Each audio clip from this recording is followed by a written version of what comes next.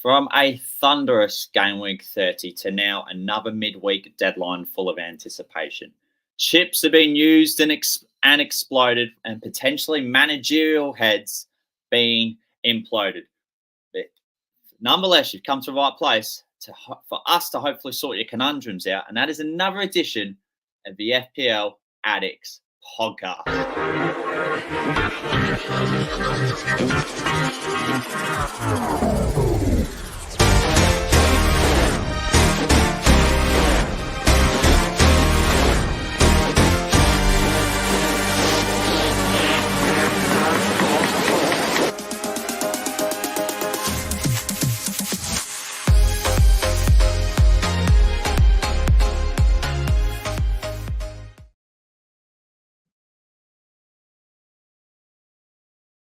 Good evening to you all, and welcome to the Game Week 31 edition of the FPL Addicts podcast. And good morning to people who may be tuning in from the other side of the world. Without further ado, we've got so many topics to get through despite the short turnaround. And tonight, I'm joined by my all-star cadet panel. Some would say the regulars of the show as well. It is firstly for Rodrigo Muniz enthusiasts in Quentin, and also down below, the chat box Ryan himself. Quentin, first to you. How have you been, and how was it watching the Rodrigo Muniz highlight series?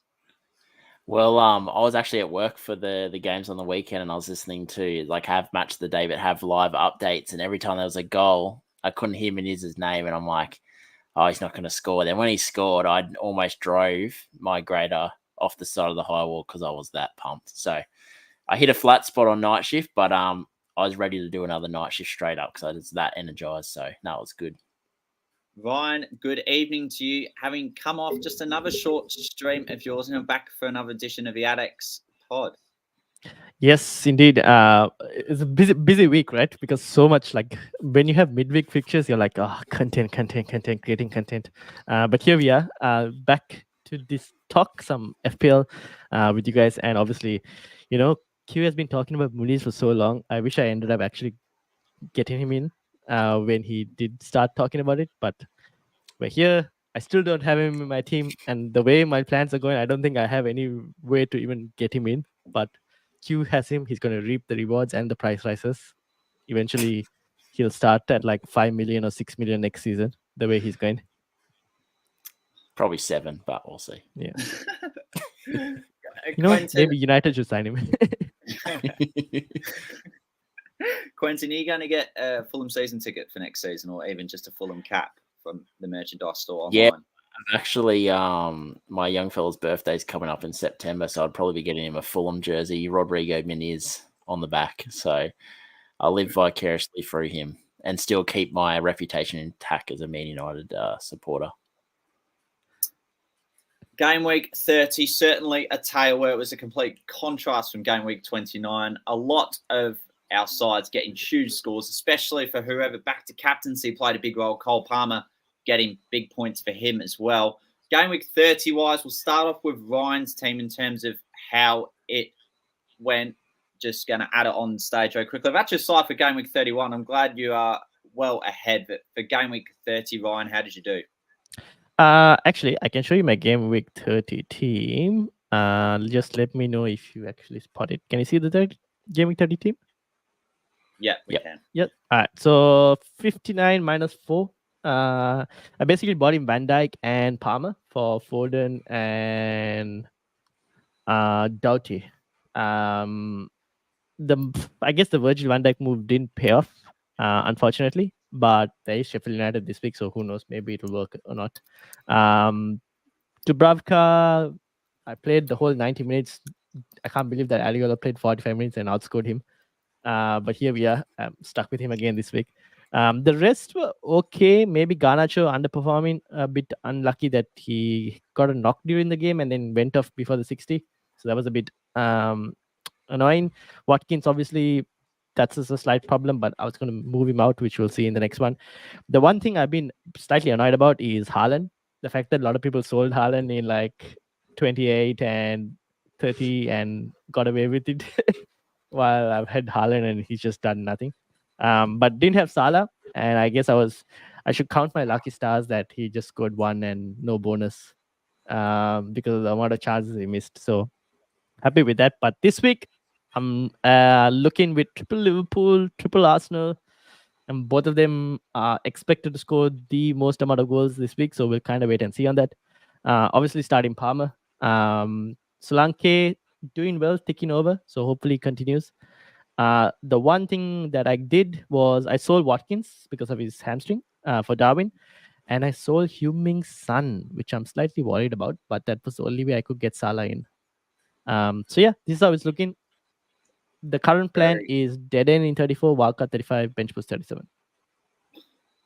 Ryan, I love it how you're just 8 steps ahead on tonight's pod. It's absolutely fabulous. A great side as well. I think loading up with Liverpool and Arsenal seems to be quite strong presence at the moment for a majority of managers. Is that right, Quentin? Yeah, I think so. And Liverpool had just been incredible, and on the weekend should have had way more goals. I think I was talking to you before we come on. Salah could have easily finished with about 5 returns. So I think targeting Liverpool and targeting Arsenal a great option, especially with the double game week coming out with Liverpool. Quentin, onto your team now. And can I just say, the amount of green arrows you've had in recent times is quite astonishing. What rank are you now? I think maybe 200k or maybe 190k. I'd have to double check it. It was fluctuating. I think I was 140 at one stage, but then I think the Arsenal clean sheet, hurt me a little bit. Yeah, so you got this side. Talk us through it. Some good picks. There's a little bit of deadwood in there, obviously, with the likes of Sufau, who's just been deadwood in my team for most of the year, and I've just been plugging him in when I've had to. And Alfie Doughty was, my wild card pick, and then used him for the bench boost as well as 29. So he was kind of just chucked him in. I didn't really expect too much. I think 2 points I was happy with. But my midfield is where sort of all the action was. So Kudus, I've had him most of the season. He's been out of my side probably twice, but every time I've needed him, he stepped up. And this week he, massive score for me. Salah, as I said, could have had about, at least 5 returns in that game on the weekend, which, was disappointing as a captainer. And then Son, similar to Salah, probably should have had 3 or 4 attacking returns as well. And Palmer just Mr. Consistent, start calling him the mailman because he just keeps delivering. So he's been on fire. Saka, quiet display, but I sort of wasn't expecting too much in that Haaland sort of versus Saka type fixture. And then Muniz, mate, he actually is the mailman because he is delivering in spades for me. And I think I said to you, I got him in might have been week 26. And he's just been returning ever since I got him in. So been quite lucky. And Robertson is, has a bit of attacking upside, but sort of only gave me the 1 point. Question, Pan, to you both. First off to you, Ryan. What price do you think Cole Palmer may be next season? Because the way the game has put this down has been a lot cheaper than we probably would have anticipated considering his capabilities. I would say, what price did Saka start this season? He started at 8.5. It was 8. Yeah, 8. I think it was 8.0. I think, wasn't he? No, checking 8.5. So maybe 8 for Palmer. 8 or lowest is 7.5, but I can't see 7.5 because I think Havertz was around that. So probably 8. I think it's similar to the Rashford. Remember how Rashford was really expensive and then had that He went down year? 6.5 yeah, coming at 6.5, and then the next season, what was he, 9 this season? Yeah, something like that. But then the thing is that I feel like there's still a level of like, if the team ends up in like a top place in the Premier League, they're priced slightly higher. Chelsea are still in like that middling table, so I think because of that, that'll put him slightly lower. Usually, side net crying. I know.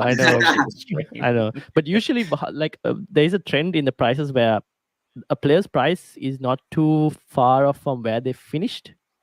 Like the increments isn't too much. Like if you see like with price changes, like a player goes to like 6.3 or something this season and ends there, he'd probably be 6.5, 6, 7 around that point. But I think Palmer was anyway underpriced, so because of that, you'll just like get a massive boost. Yeah, I think the price he's at is just absolutely ridiculous. It's like going to Audi after spending the last 2 weeks shopping at Coles.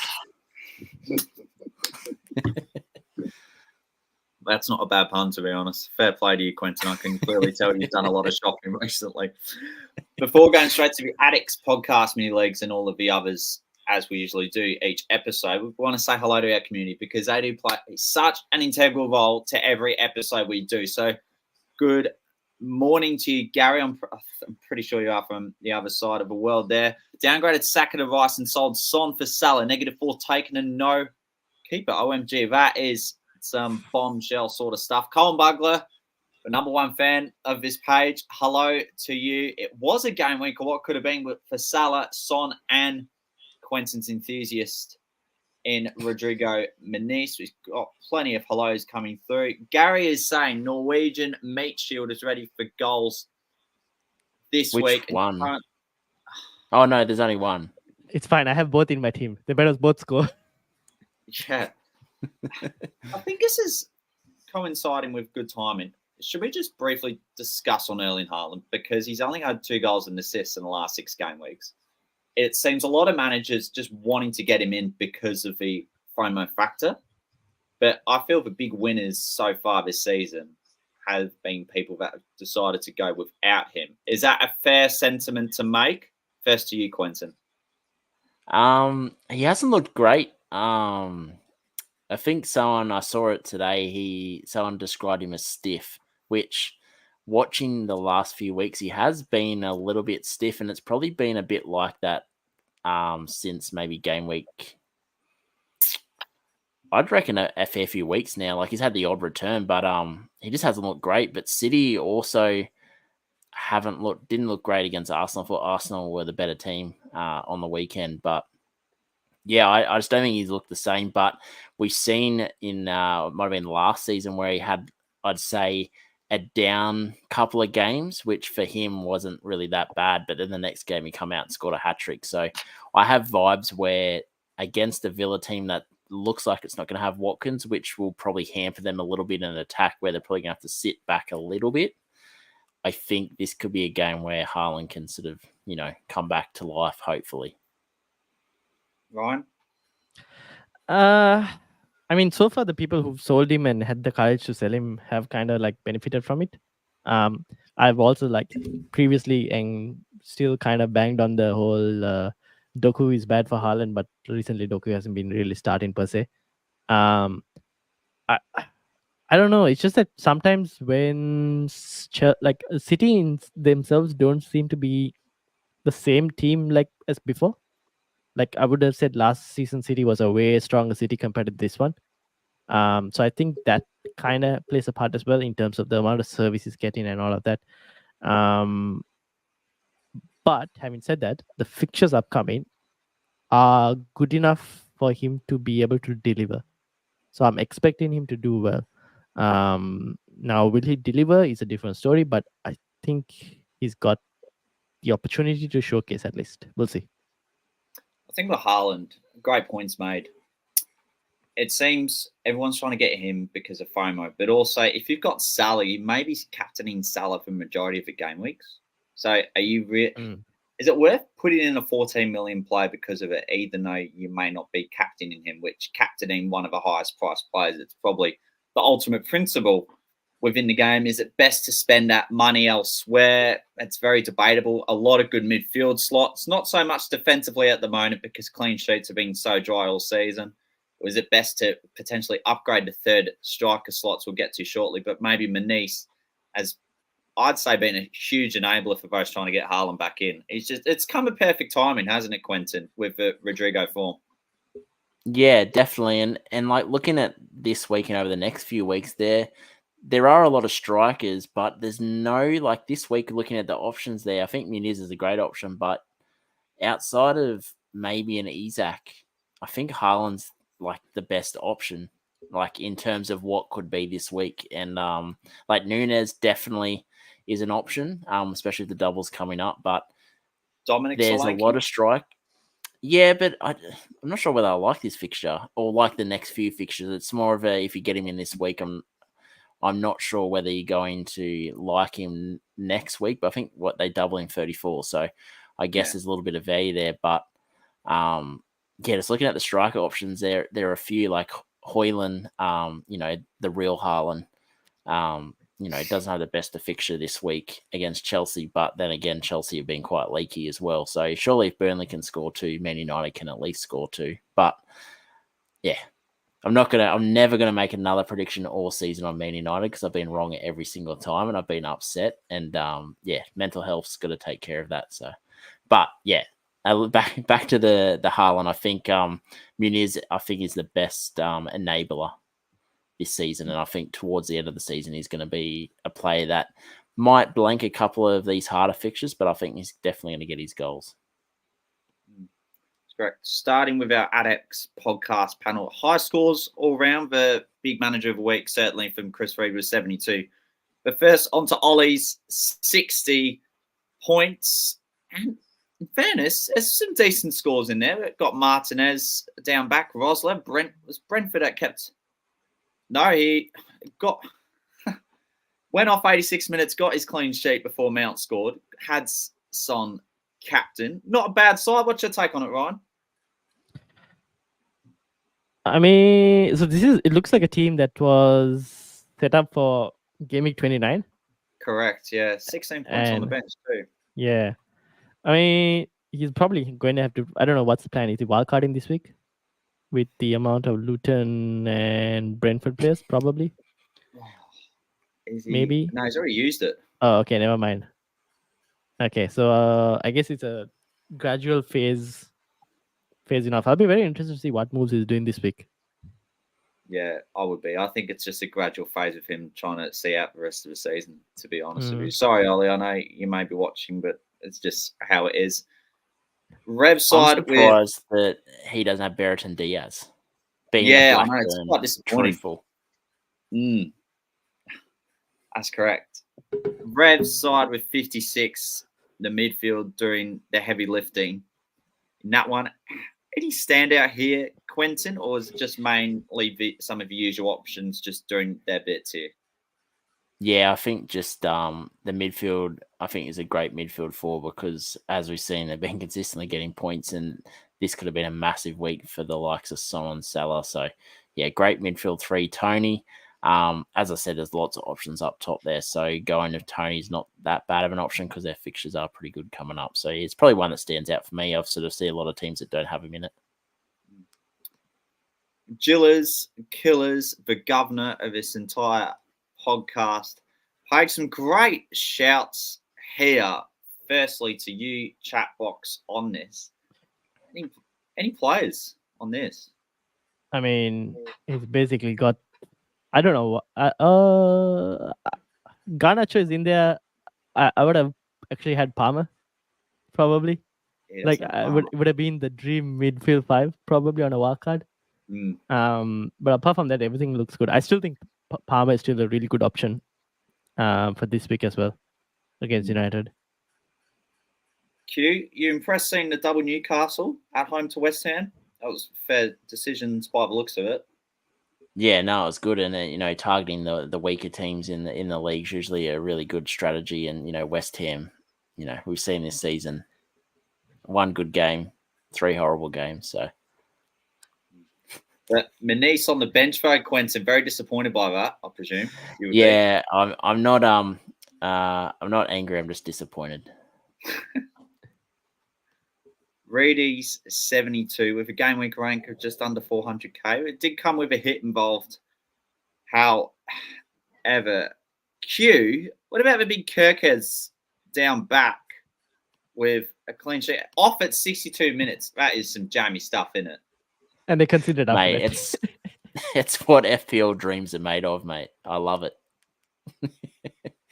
Captain Palmer. You just got to bump with the good and the bad. Sometimes you're on the other side of it where you play like, I don't know, a certain person from Chelsea called Reece James who gets substituted 58 minutes into a clean sheet. You'll take the Kirkes getting subbed 62 minutes. So. Big time. Ryan, so you could talk about him captaining Palmer in this instance and also with your side. Did it ever cross your mind potentially captaining Palmer at home to Burnley, especially how well his track record is against promoted sides? I did think about it, But then at the same time, I was looking at my mini leagues and I was thinking the people above me would have Captain Salah because they were all looking to bring Salah in, but they didn't, and they went at Captain Son, and I was like, opportunity missed. Maybe should have gone for Palmer. Thinking about it now, but then again, to be honest, Son had that opportunity where he hit both posts. He could have also equalized the same amount as Palmer did. So I don't really think it was too much of a missed opportunity. I think the decision still was kind of correct. Both Luton and Burnley are pretty bad anyways defensively. Elliott side with 63 points in this one. Areola and Johnson both. No goalkeepers in this instance. Still has a Fulham player down back. Jarrod Bowen, however, Chatbox, he really did provide the vibes in the early kickoff in this instance. I know. Where were all these points when we needed it in 29? Oh, they all decided to score in 30. Like every God. single one of them. Yeah. But it's good, right? It's good setup. Like the question is he gonna keep Bowen or is he gonna sell him? He has no Salah this week. He's gonna be dreading it. 5.7 in the bank. I reckon that's a good chance of potentially doing an upgrade. Is that enough? Yeah, it would be for Salah. I think he would go Salah. Yeah, I'd say so. It looks to be a bit of a no-brainer, but he did score away at Spurs, who they are facing later today, which we'll get onto the fixtures shortly. What you've noticed about these sides too is that a lot of them benched Gabriel. Is that a noticeable trend within the FPL landscape, or is it worth really fielding those Arsenal defensive assets considering how well they've been, Quentin? I actually did the same thing, so I can't say that it's a bad idea because I did it, so it has to be a great idea. But yeah, you're struggling when you're choosing Alfie Doughty over Gabriel, but I just had a feeling there was going to be goals in that fixture. I actually picked the draw in my tipping comp, but I actually thought it'd be like a 2-2 draw type thing. So I sort of thought maybe Luton get a clean sheet in some fluke. So, but yeah.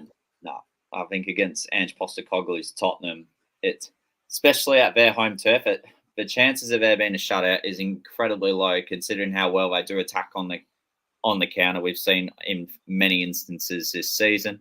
Last but not least, it seems that I've been first place for the majority of the season. However, there is 8 game weeks to go, and the streets won't forget. I actually fielded Gabriel, and he delivered. Plus, Quentin, you were here last time. Boom, boom, pow. Come away with a clean sheet. I'm so impressed. Ecstatic. Mate, clean sheets are rarer than the Megalodon, mate. So I'll take it. Chat box about Aston Villa keeping a clean sheet.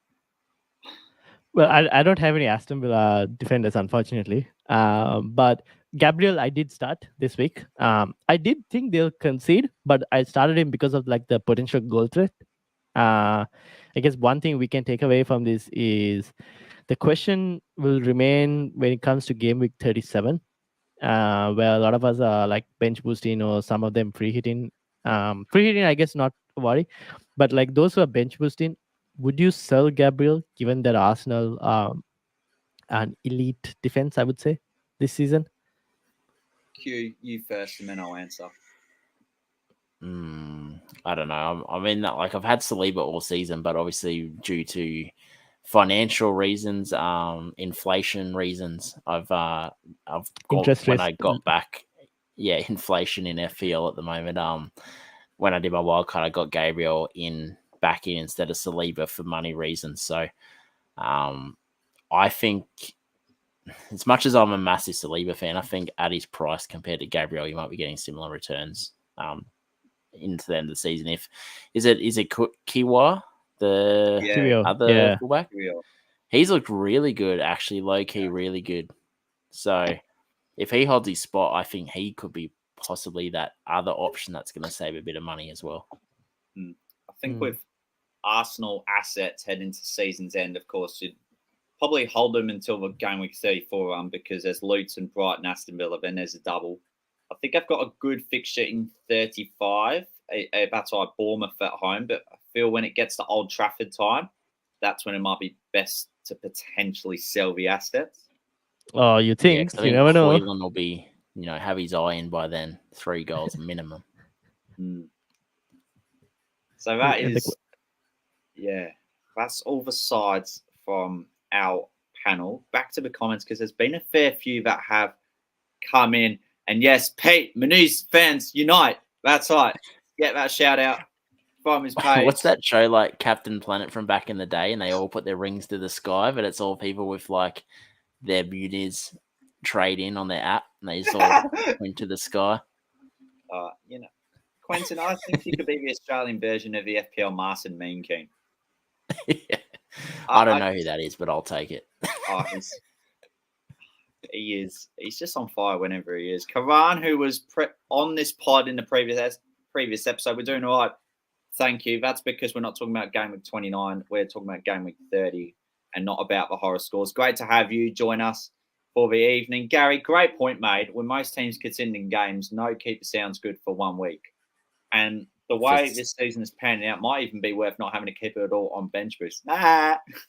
Mate, for someone who plays NFL fantasy, the keepers are like the tight end position, just absolutely useless, but occasionally you'll get a good return.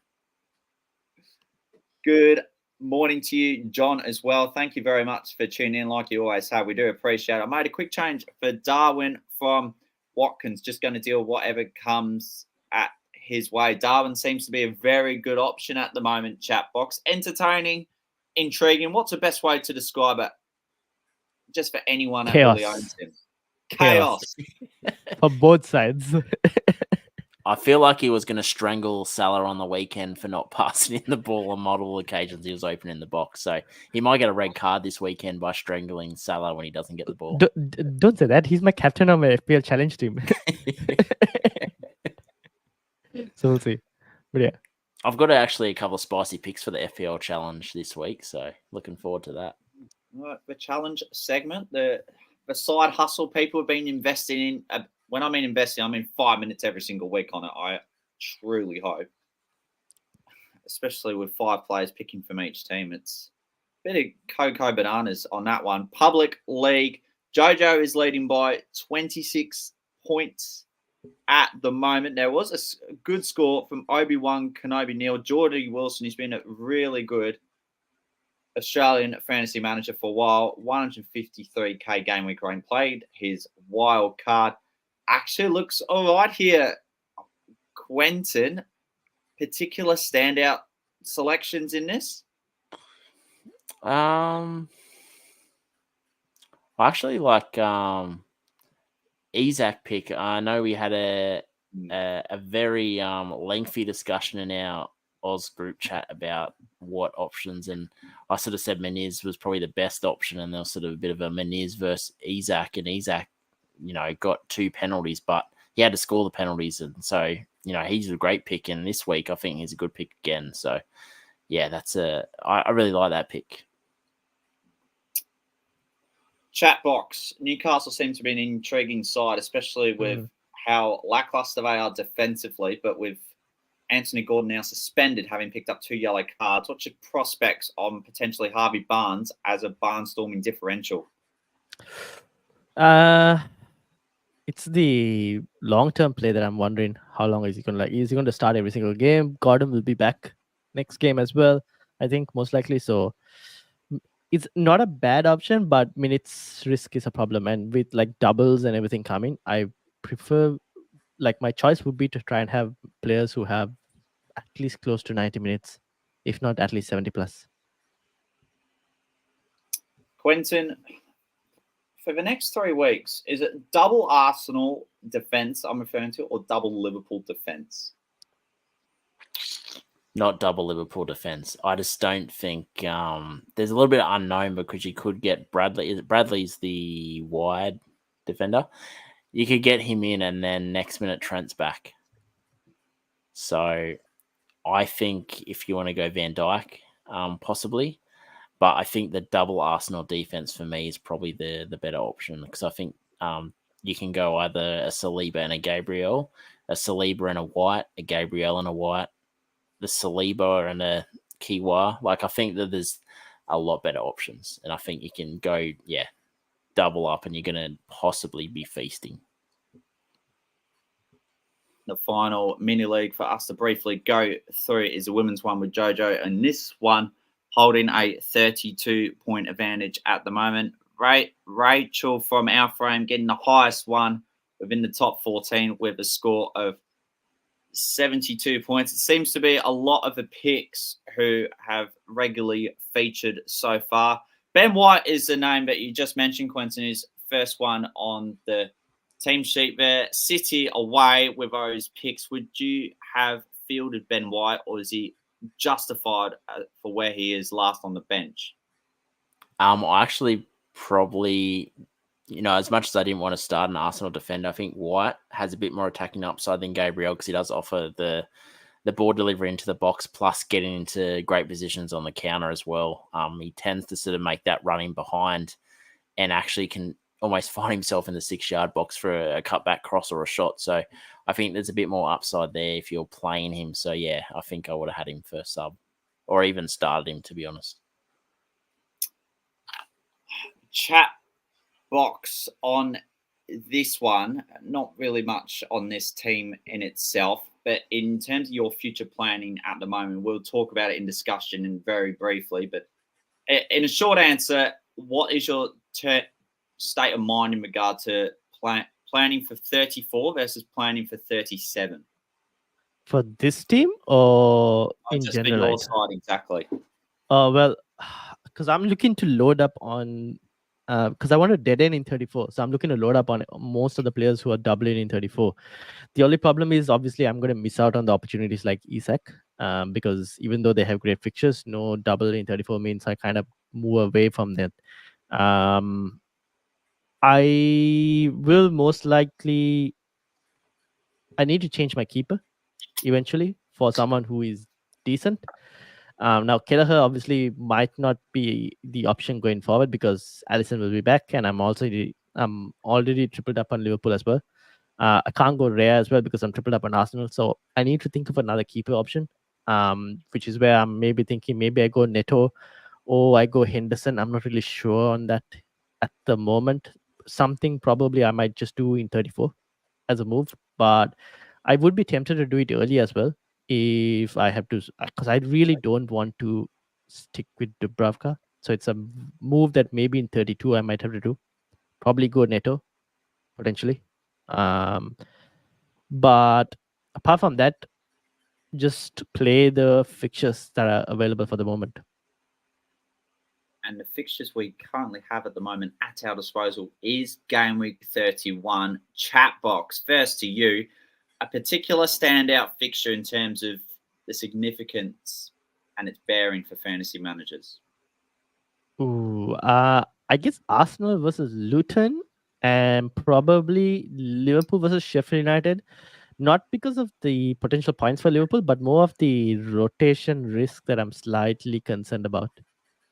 Because I think they play, so obviously Friday here against Sheffield and then Sunday fixture, I think, against United. So that's kind of what I'm wondering, whether there'll be a bit of rotation. Hopefully not. Hopefully like Salah and Darwin start. With Arsenal, obviously we saw Saka get subbed off due to fatigue. So hopefully he should be fine. Arteta hasn't really said too much in his press conference about Saka as well. So maybe Saka starts and he does well. The other thing, FPL related, I would say West Ham versus Spurs, interestingly. I think this is a good fixture for West Ham because they kind of like, this is the team that West Ham like to play against. Like the team that will go against them where West Ham can counter. So might actually play into West Ham's hands, will be very interesting, especially with like that whole top 4 race happening. Q. I'm going to say, I think maybe the Liverpool versus Sheffield fixture is going to be big for fantasy just because we do have the Spurs versus West Ham fixture and the Arsenal versus Luton fixture, which I think are 3 viable captaincy options this week. And then obviously it's Haaland, who's a captaincy option this week as well. But I think Liverpool versus Sheffield, if they can open up Sheffield early and get Sheffield to try, I guess, push to get something, because they're going to need to start getting results with not that many games left. to the end of the season. So I think if Liverpool could get an early goal, I think it could be an absolute bloodbath. And I think that, people are going the Nunez pick. I think he went up in value today. So I think a lot of people are getting Nunez in ready for the game week 34. So this could be that week where Liverpool just put Sheffield to the sword, maybe 6-0, 5-0 win. And you got people who were kind of waiting to 34 to get the double attack for Liverpool. And the people that have gone earlier are probably going to be flying high after this week. And then I guess looking at Son versus West Ham. West Ham love playing Spurs. I actually think it's going to be quite high scoring. So I think there's a bit of a possibility with Son and, a bit of a differential shout for me this week. I think Timo Werner, especially with the FPL challenge with the triple striker points, I think he's a massive pick for this week. So, I think there's going to be lots of goals this week. West Ham Spurs was my pick, and I'm in agreement with both of you. Spot on.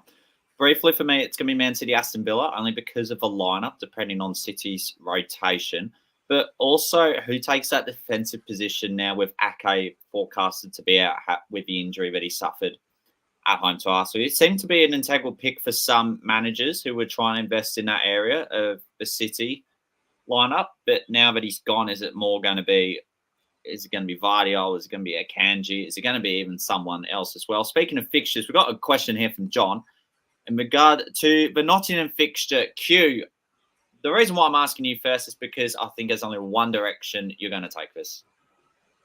Yeah, I actually think that Forest looked quite vulnerable at the back, and I think the way I'm hoping the Fulham that we've seen the majority of the last 5 weeks show up, because their attack has just been sensational with the likes of Pereira pulling the strings. Muniz is just like, not even from an FPL point of view, he's just a complete striker for me. He can hold the ball off, he can play people in, but he can also take the ball, beat players in the box and get a shot off. So I actually think it's a great fixture for Fulham this week, and a lot of people are a bit hesitant because Forest in the past have been quite compact and hard to break down, but the last few weeks watching Forest fixtures, like Eze could have had 3 or 4 goals against Forest, so I think it's a great fixture for the likes of Muniz this week, and I think even Robertson, I think, is a great pick in defense, especially at his price, 4.6. Good value there. In terms of the trends that we're going to steer this conversation into, straight into the transfer trends, with 6 sides having press conferences through the course of today. Trends-wise, to you, chat box, on the players who are out, any surprise there? And are you surprised by the amount of mass sales for Aston Villa's very own Ollie Watkins?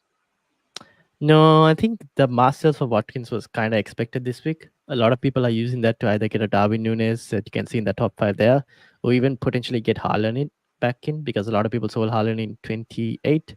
And then obviously Aston Villa's fixtures are about to turn pretty bad very fast. So I think a lot of people are doing that for that main reason.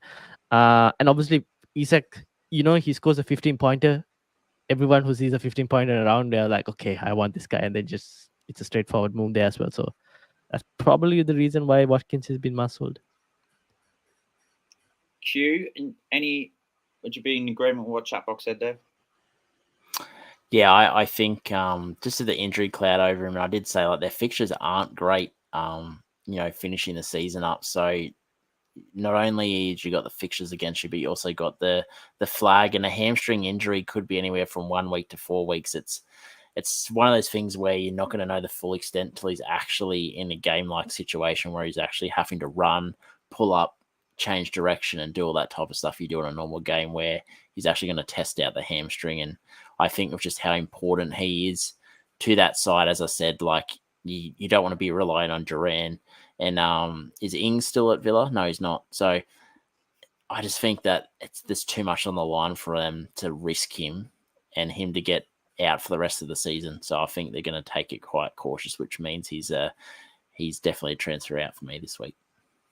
Okay, this is my brief take on both of them. In terms of outs, Areola's really crept up into second, and you could see why, because a lot of managers on wildcards, they're looking for keepers in the long term. Hammers don't have any doubles coming up. I'm surprised Maddison has come up all the way to 5th most transferred out, even though he's not particularly injured at the moment. Transfers in, it seems fair for what it is, but Alexander Isak especially big time with that 15-point haul, and Callum Wilson still been out with nearly 400,000 managers transferring him in. Chat box, Alexander Isak most transferred in. Does that make a lot of sense to you? Yeah, I guess wildcards would also have him in there. Fixtures are good. I don't see any reason why people wouldn't get him in, apart from like in my situation where I'm like dead in, so I kind of have no other choice but to avoid. Q, Arsenal's Ben White finally getting the recognition he deserves within this stage of the season now. Is that a fair statement? Yeah, no, I was a little bit hesitant at the start of the season, but he's just been so good. And I think Mira from our FPL community, she got on him and got a nice couple of returns from him. So if people obviously don't like shopping at Audi in the Gabriel and Kiwa section and want to sort of step up the price and go to Coles and get yourself a Benjamin White, I'm not against it. It just, I guess, depends on where else you're saving money. So, do up the budget, see where you can save money in other parts of your team. And if you do have that money there, I think he's a cut price premium defender. So, like, you look at Trippier as like, almost at the top, and then you got Trent, who's just ridiculously expensive. So I think if you're comparing them, I think he's a good price. Now, next segment, we won't spend too long on this. And Ryan, if you've got yours around, feel free to put it in the standby too. But Q, your challenge side now for game week 31. Werner, you mentioned in there too. I can see a bit of Ebridge Eze there. Explain a bit more behind that pick. Mate, Eze has been incredible. And I was actually just doing my side while I was watching a bit of TV before I come on the stream, and I just saw how many chances he was getting. And, I had Eze at the start of the season, hoping what we've got recently from Eze as like what I should have got at the start of the season. But I think with Elise out, he's going to have to do all the heavy lifting in that side. And, I've got a couple of stats here. I'm not a stats man, but stats do help with the eye test. So looking at Eze, he's got 3 goals, 1 assist in his last 4 fixtures, which have spanned over a few months because he was out injured, but same. It's the narrative I'm pointing to. 10 chances created, 13 shots. He's had 2 chances missed in his last 2 games. So I feel that, especially for people that are doing the challenge this week, it's not just the focus on the strikers, even though the strikers are getting the triple points. You want to, like a nice steak dinner, you want to pair it with, nice potato mash. Eze's the nice potato mash this week to pair with your 3 strikers. Chat box, quickly to you now. So let me actually make that slightly bigger. So basically, I've got Rayangol, White, Saliba, Bradley, Salah, Palmer, Luis Diaz, Saka, Isak, Darwin, and Muniz. And on the bench, I got Leno, Son, Ed Nuri, and Munoz. Now, I've gone heavy on the Arsenal and Liverpool, clearly, just because of the fixture. Now that you mentioned Eze, should I look to remove maybe a Palmer or a Son for Eze? I'd remove Diaz for Eze. Ooh, okay. I'll do that live, Just because Man United, we love a good clumsy tackle in the box. So I think there's at least 1 penalty for Chelsea in that game. What wasn't on my bingo card tonight was Ryan doing a live transfer on the FPL challenge mode. I mean, yeah. This is what we do. And obviously, I don't have Muniz in my main team, but I can have Muniz in this team. So here we are. It still counts, mate. I'll still accept you into the Muniz fan club. You can be like the bronze member, so you don't get all the perks, but you're part of the group, mate. Yep, indeed. I say, Q with his one-liners tonight have been nothing short of exceptional. Here's mine, but I will warn you, it is quite zoomed in. Now, before I show it, Kelleher is in goal, and for the bench, let's face it, we only spend 5 minutes on this game mode. No one really cares. But the actual 10 I'll put here, this is what I've got at the minute. I like a kudos shout at home to Spurs. Double points of forwards. You've got to go big. So that's why I got an Ivan Toney, who scored a brace at home to Brighton last season. Solanke, Haaland the skipper because double points of forwards. Kai Havertz, I like the shout at home to Luton. I think he got a goal and assist last time out at Kenilworth Road. And the rest sort of explain for itself. I like Wolves' fixture at Turf Moor as well. But if you guys have any brief thoughts about this, some could say useless or a game that people are still trying to get their head around, by all means, go for it. Mate, I To be could honest, definitely see an 8 Nori goal this week. yeah. I mean, I use the challenge game mode as like a game mode to like not only just like pick different players, but like when you don't have the main players in your main team and you're like, oh, I'm dreading them and not having them, I put them in my challenge team and I'm like, okay, they may do something in that. I don't gain it, it's fine. At least I gain them in the challenge team. So here we are. It's a win-win situation. Well, because you've joined, I'm pretty sure you joined our FPL Challenge League. You could find yourself with a nice, beautiful hat at the end of the season if you take out the Challenge League. So it's a win-win, mate. Win-win. So it's all about enjoying the little things, Ryan, and certainly in this case, the little wins.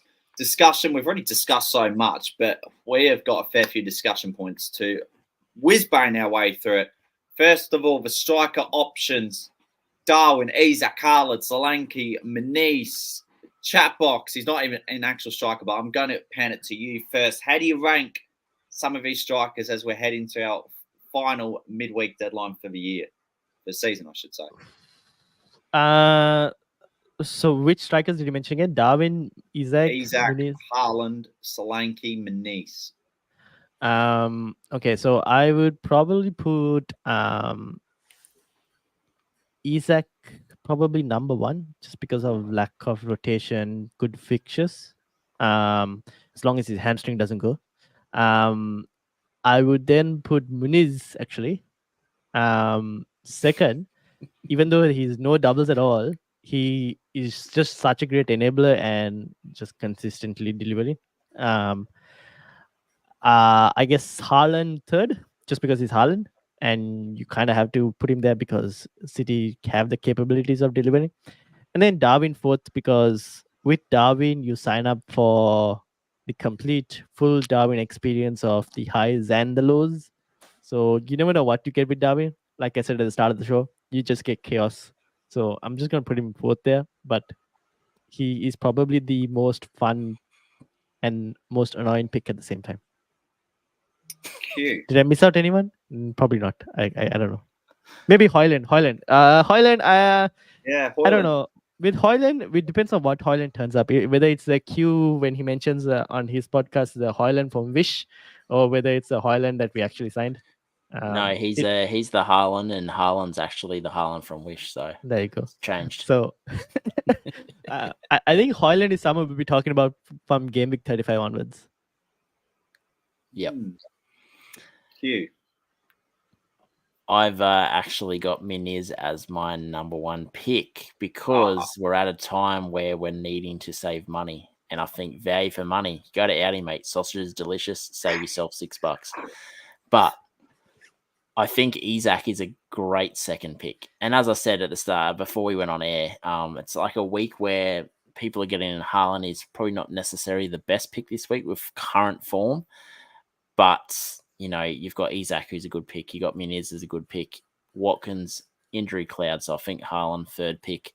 And then a fourth pick, I think Darwin, as Ryan alluded to, the best, worst pick there is in FPL. So much excitement, so much misery, all in the same. And the funny thing is, misery and excitement all in the same game as well. So you literally get to feel every emotion.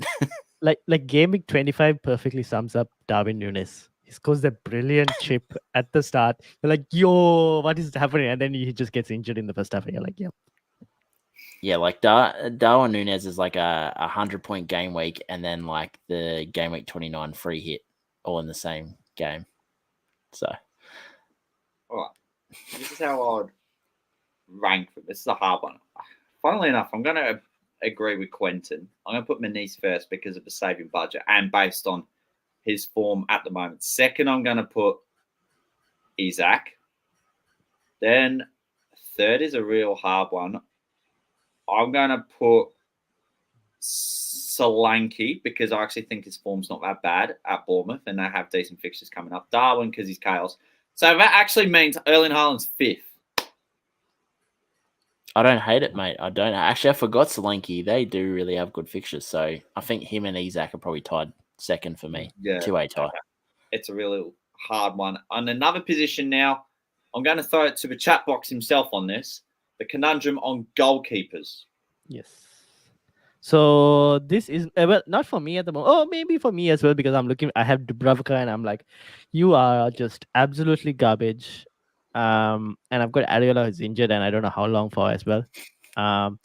So we'll kind of have to wait and see on that. People who are wildcarding as well are looking at goalkeepers. And obviously depending on your chip plans, whether you're bench boosting or free hitting in 34, it could change. So where would you guys go for goalkeepers? Because a lot of people are looking at like either Petrovic because of the double in either 35 or 36. I would say Onana is also someone to kind of keep in mind because with Martinez back, technically it should improve United's defense, even though they get peppered with shots. It does technically should improve their defense. Then we've got obviously Neto, even though he was at fault for the goal that they conceded. Thankfully, because I didn't have any Bournemouth defense. And we've got Henderson, who Palace, they do have a pretty good defense at home in terms of stats, at least. So obviously 32 and 33 are hard fixtures, but 34 is a good fixture for the double. So where would you guys go if you're looking for goalkeepers? I think Neto is a great pick. Because you want a defense there. I think I said this at the start of the season when we're going through, obviously, players to look at for picking your team for week one. You want a goalkeeper who has a defense is not great, but not horrible, where they're going to concede shots to give you the potential for, BPS. Because for me, if you can get a keeper that is getting at least one BPS from shots, you can have a floor of 3 points and you'll take 3 points. If you get 3 points every week from your keeper for the whole year, you're going to be pretty happy. But then you want the potential that in maybe some of these easier fixtures, they keep it clean and he gets maybe 6 saves. So then you get the 2 points, maybe a bit of BPS and the clean sheet. And I think Neto sort of fits that mold, I think, and maybe a Leno as well. Outside of the City and Liverpool fixture, I actually don't think their fixtures are that bad. So I think both of those teams have the potential for getting save points for the keeper, but a couple of fixtures I could see him getting a clean sheet as well. So those are probably the two. And Onana, what's my name? Who would have thought top scoring FPL goalkeeper of the season so far? And United just look like the bus on speed, just slowly about to explode, but no one knows when. Right. Goalkeepers for me. Some great points on that. I didn't really consider it, especially with the save points he can accumulate from shots that he does concede towards him. But personally, team value is an integral part for first 28, 29 game weeks of the season. But within the last 8, that's where you can sort of cash in on the team value. And you can probably spend more on the keepers depending which direction you want to go based on your chips, and bench boosting to load up on double game week 37 goalkeepers, in which those fixtures should be announced in due course. I think you have a right to do that.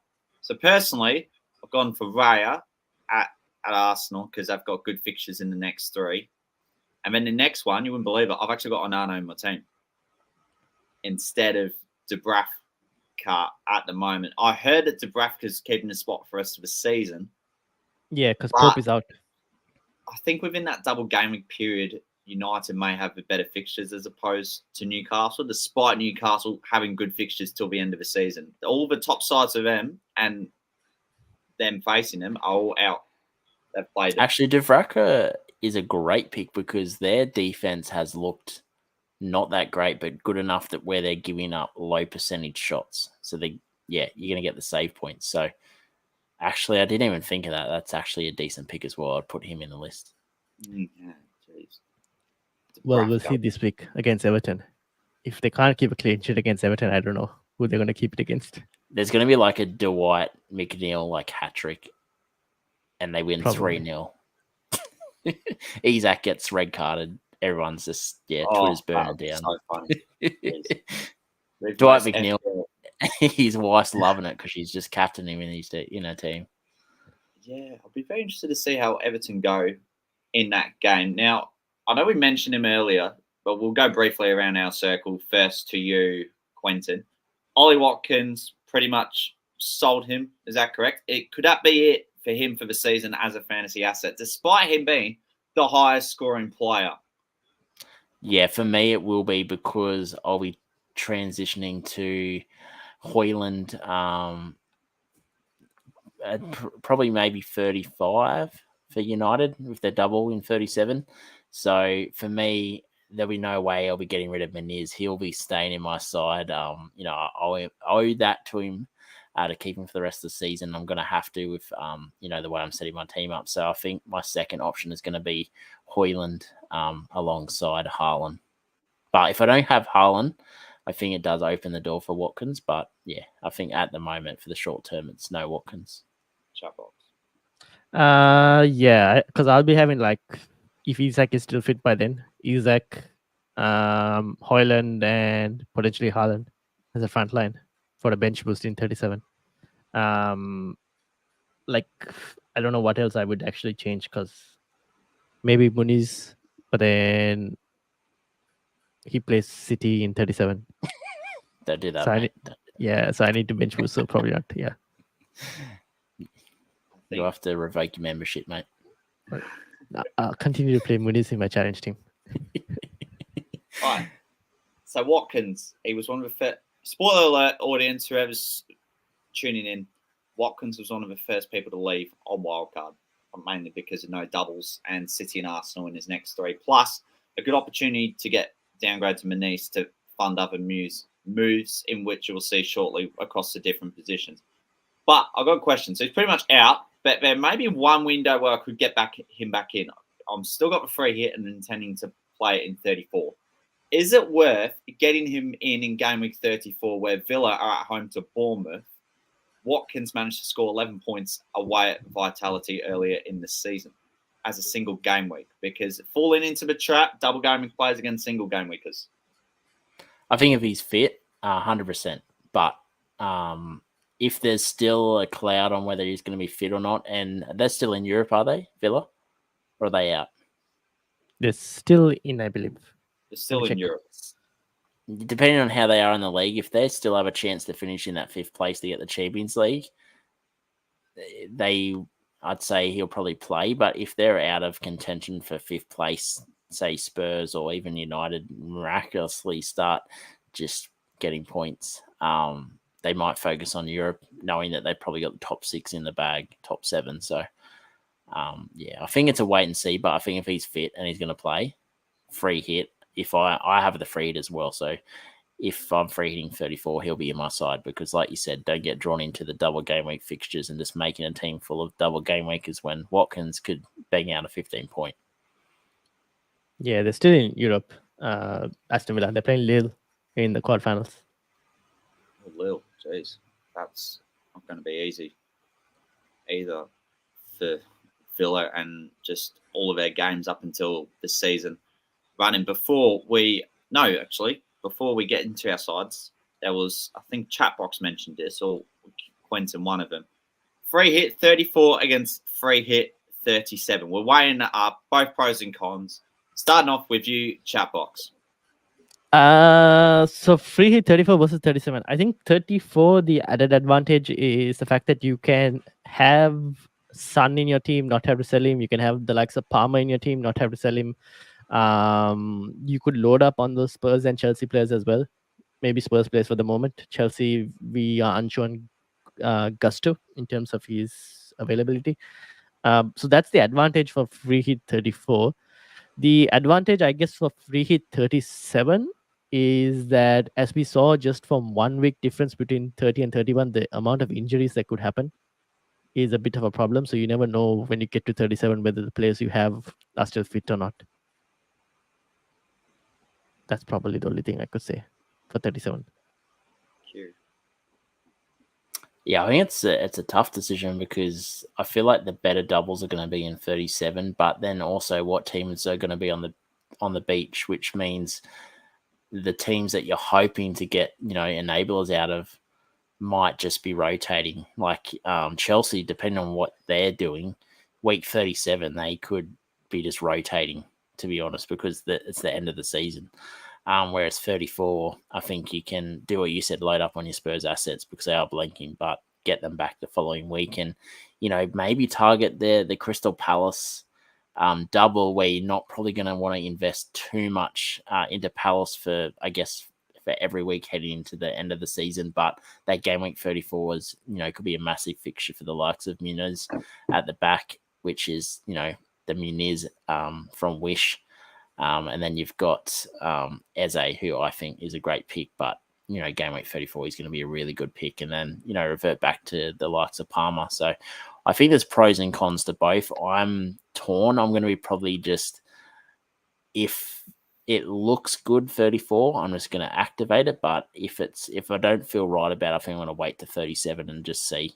But I think there's a lot more value in 34 in terms of bench enablers or getting enablers into your side that are going to have doubles and are decent plays for that fixture. But 37, I think, is going to be where you have the Chelsea double, United double, and he can really take advantage of 37. So, yeah, I think it's 50-50 for me.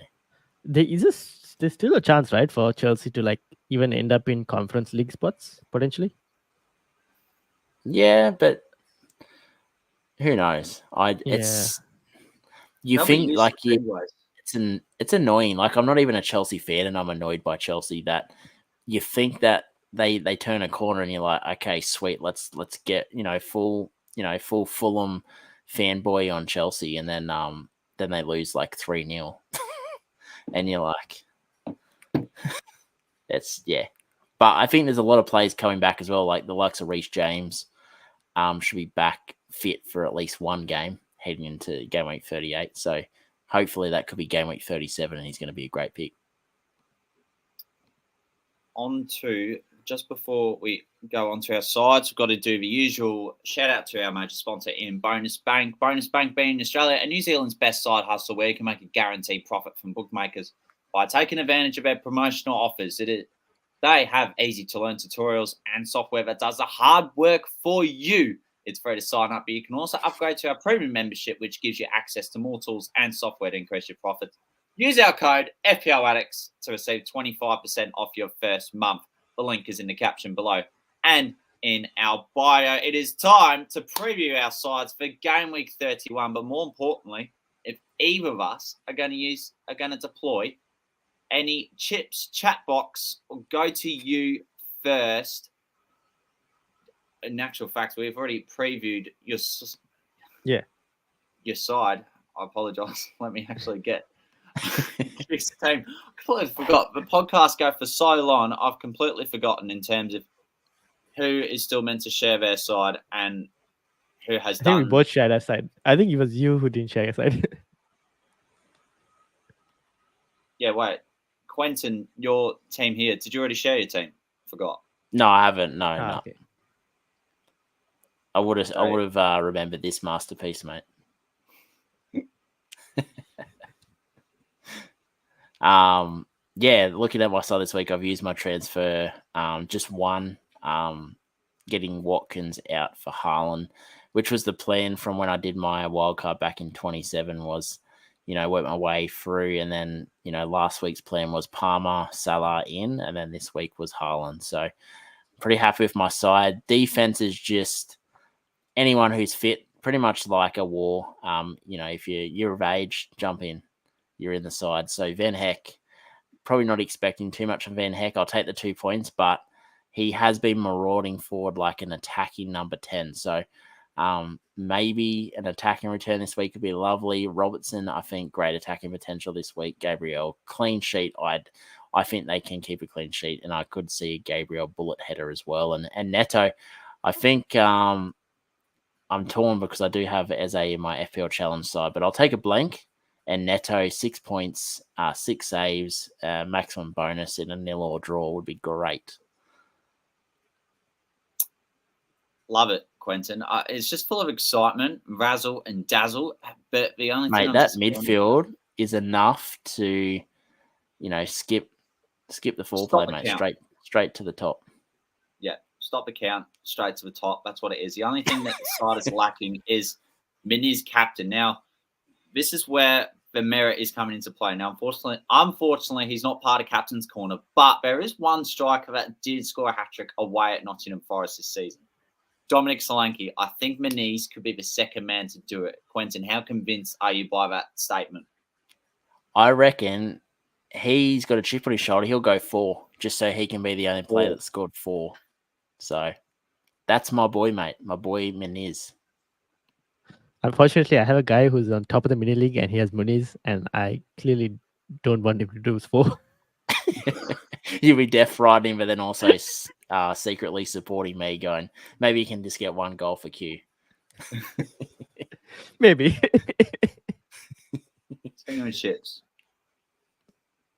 welcome to the side. We've activated our wild card.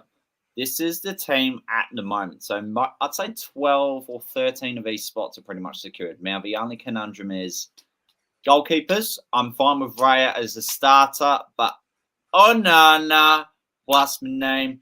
Do we go down to Dubravka? And because of that, do we upgrade Foden from Foden to Bakayo? Saka, Solanke to Isak's also an idea. Chat box. The first thing I was like, the Arsenal fan has no Saka. I was like, what? No Saka. Yeah, it's a very intriguing one. I just feel Foden's still got good fixtures. Palmer and Son still speak for themselves. Salah there. And this is odd. So red flag on the bench. Now, I'm not sure if anyone watched the Game Week 12 or 13 episode of the pod last season, but I had Madison at the red flag first on the bench because I thought I'm just going to think long term. And I got laughed at, especially by Chris Reedy. So if you're tuning in, Reedy, I presume you're probably laughing at this right now. But mainly it's the build on for double Game Week 37. And with Gordon suspended, it gives a chance for Moniz to be on field. And I feel there's merit in this. Forest away. I mean, I don't mind playing. I don't mind having Gordon on your wildcard. That's because you probably want to get him in later anyway, so it's fine. Yeah, it's the lack of a certain lack of any Arsenal attack is what's kind of worried. Yeah, I'm a bit worried about this. Luton have actually proven to be quite minimal damage at home. Are they at home against Arsenal? They're away. Arsenal at home. Arsenal at home, which is what it is. Dear God. It is a hard decision though. Foden is being incredible. So yeah, if it was probably anyone else other than Foden, I'd probably be just thinking, you're off your rocker. But I think, that's a tough sell, Foden to Saka. Yeah, I'm just not prepared to do it yet. Fabian Schär from Newcastle as well. I want to get both of your thoughts on this, starting off with you, Q. I thought he was injured, but he doesn't have a flag, so I think that's a great pick. And we've seen, it wouldn't surprise me if this is the game where the ball falls out from the 18-yard box and he hits it first time, top bins, and gets an attack and return. So we've seen it multiple times over the last 2 seasons. So I think with Trippier out, I think he's probably the best defensive asset from Newcastle. I mean, with Newcastle, it's hard to say what defense we're going to get, but I guess with the fixtures, you kind of have to play it. And he is obviously, end of the day, the more attacking option. I think, is Livramento injured or because he's flagged? I'm not really sure. He's got a yellow flag, so I think he's probably maybe 70% chance of playing.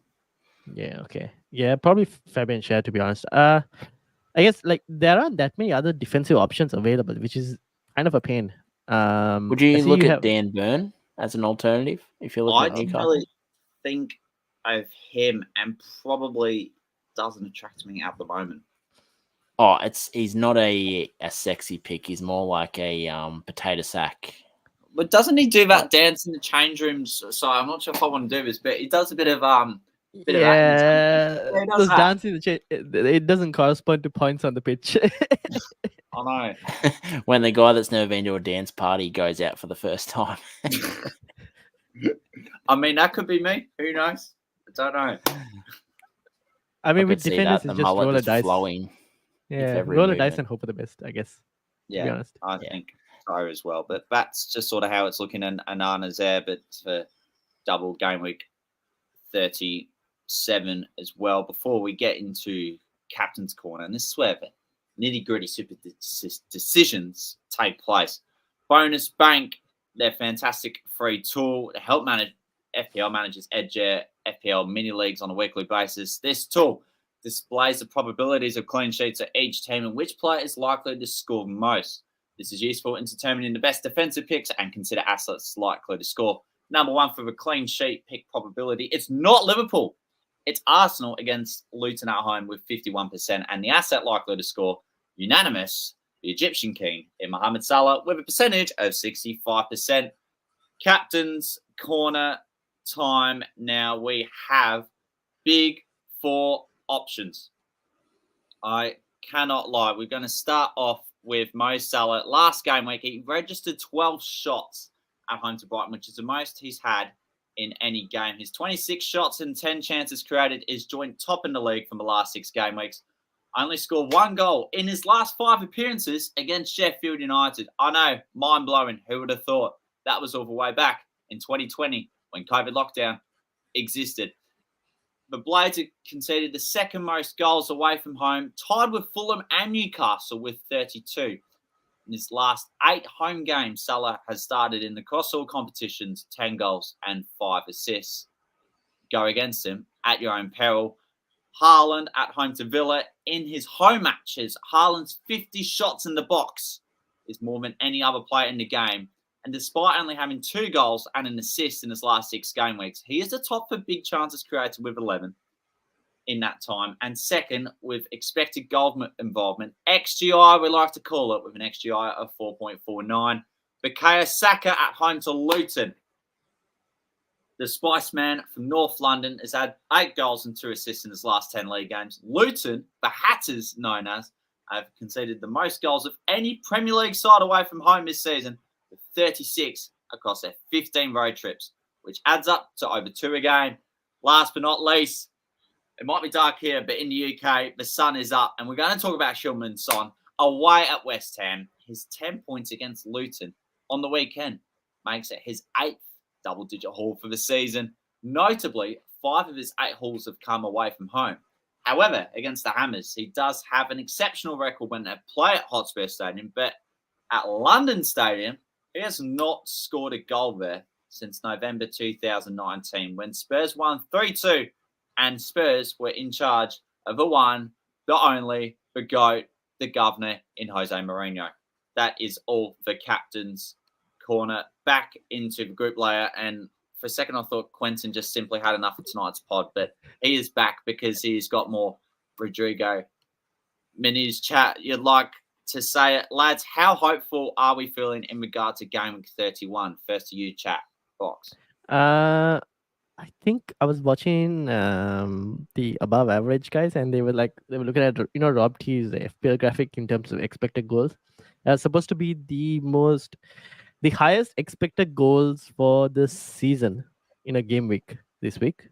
So there's a lot riding on what's expecting, but we'll kind of have to wait and see. Captaincy, I am on Salah. And I know Red is in the chat. And if he was here, he would convince us all to go Salah, because what Salah did in Game Week 30 was just horrifying. And I don't think I had a big enough couch to even hide against it. And if I don't go Salah this week, I don't think I might have to put the TV somewhere else and just leave. Just not even watch the game if I don't captain Salah this week, I feel like. But yeah. I think you're at a stage where you're just going to get in your car and drive to the closest Macca's and sit in the car park eating, soft serve after soft serve. just give up this trophy here. I might have to just give it to the mini league rival now itself, if I don't captain Salah. Q, yeah. How confident are you feeling? And how many green arrows are you on in a row now? I'll have a look. Just in terms of confidence this week, I'm actually pretty confident it's going to be a lot of goals this week. I think it's going to be one of those weeks where you're watching it's the goal rush. I think the goal rush is going to just be absolutely chaos. Like I think Optus Sport's going to freeze on the weekend if that many goals flying in left, right, center, and people are checking their apps and the app crashing because everyone's trying to get on to check their scores. But I actually think this week's going to be a massive week for FPL scores. So I'm hoping I'm going to be on the right side of it. But as we've seen this season, there's been weeks where I've not been on the best side of things, but lately it's been pretty good. But looking at just having a look at how my green arrows are going, I'm just trying to work out the app. I'm usually not great at here we go. Got it. So my last red arrow was in game week 25. That's pretty good going. Yep. So I think game week 25 I was ranked 600k and now I'm ranked 214k. So what you're telling me is ever since you bought him Muniz, you've just been on green arrows. Yeah, pretty much. Yeah. As I said, Muniz, mate, he's come off the man since week 25. So yeah, actually, and having Robertson in my side as well, he's got a few decent returns for me as well. I think he's had a couple of double-digit returns for me since I got him in as well. So, as I said, secretly supporting Fulham this season, but as soon as Man United start going good, I'm back on the bandwagon, fellas. Can't lie, this pod is slowly turning into quintessential viewing, no pun intended. The last... Mate. So I just had to just stop right there after making that pun because I wanted to say it as slow and succinctly as possible, and I just knew that was going to be good. Speaking we of need good, to start pronouncing. I just got an idea. We need to be pronouncing Rodrigo Monies. Money. The guy is money. Monies. So just Colin Burglas, Money Muniz. We're just going to rename it to Rodrigo Monies. Monies. What a shout, honestly. Last but not least, well, Chris Reed managed to send his team about 5 minutes ago. So here it is in its shell. I don't really know what moves he made exactly, but this is his side. He's got Alanga starting against at home to Fulham, which looks really good here. I love Isaac and Tony shouts up top. Going with no Haaland's intriguing as well. The rest actually look pretty good. What says you, chat box? I mean, I don't know, like that. Though I see Alanga starting, but will he start? I don't know. He got benched the last one, right? I don't think he started in 30, if I'm not mistaken. Morgan Gibbs White's done pretty good in the last 2 weeks. Yeah. So I mean, the rest of the team is fine. I can't see anything. I guess Morris is someone that you probably look to move out eventually. Maybe Morris to Muniz and start Muniz over Elanga. I don't know. It depends on what he's planning on his chips. What his chip plan is. So, yeah.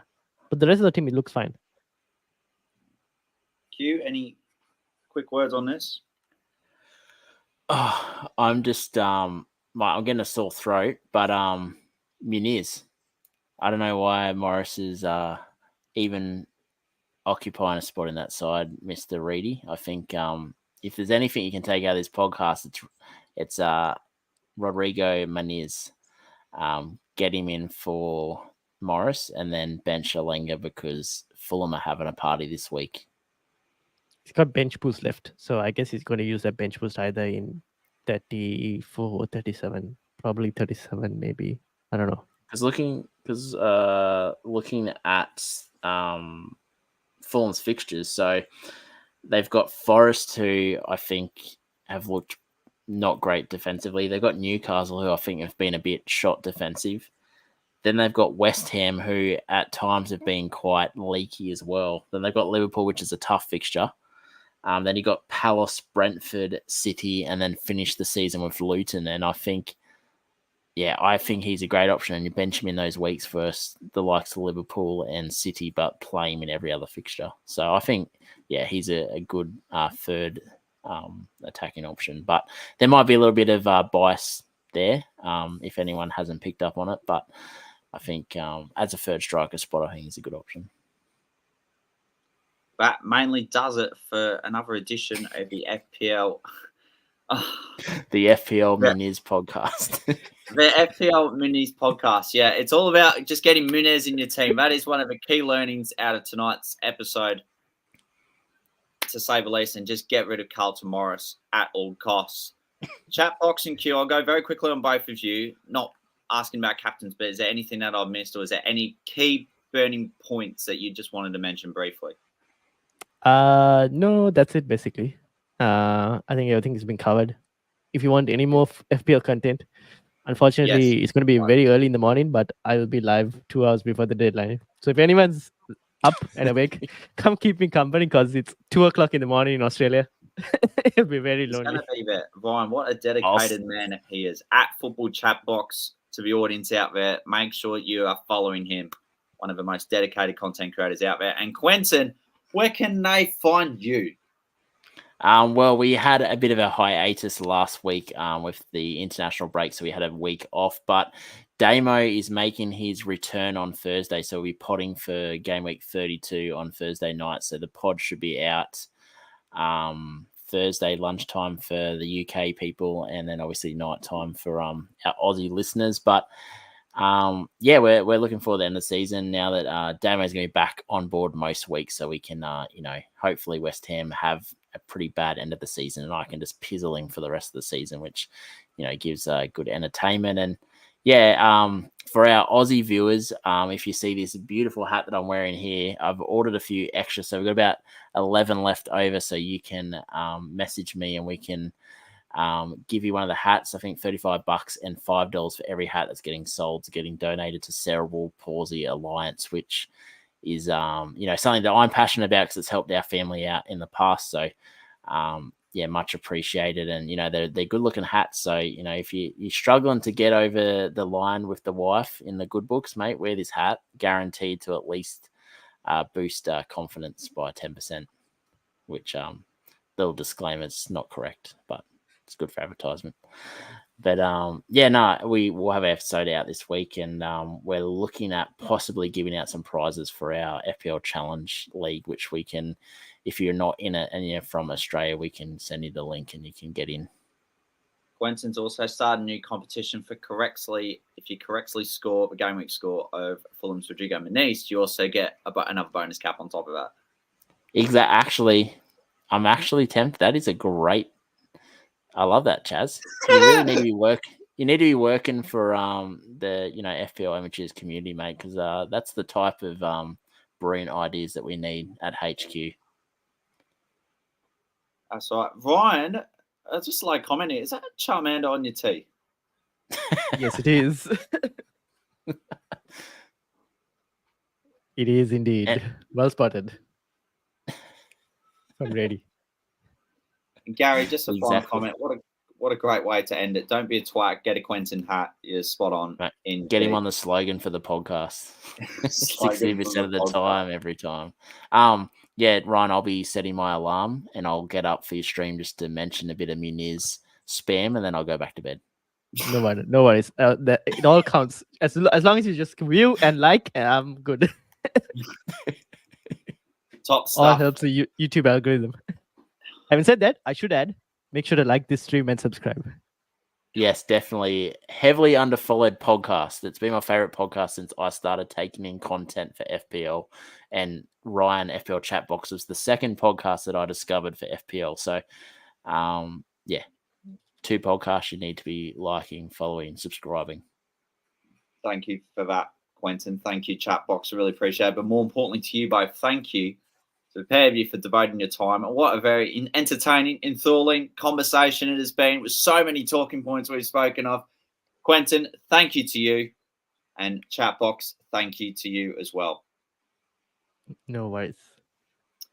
We'll be back for the Game Week 32 pod with what should be a new special guest of the coming season as well. Until then, may your arrows be greener. Hopefully, your midweek games provide you a lot of fruitful scores and ultimately a step in the right direction to your overall ranking, except Jack, because he's eating shit. Catch you later. Have a good night.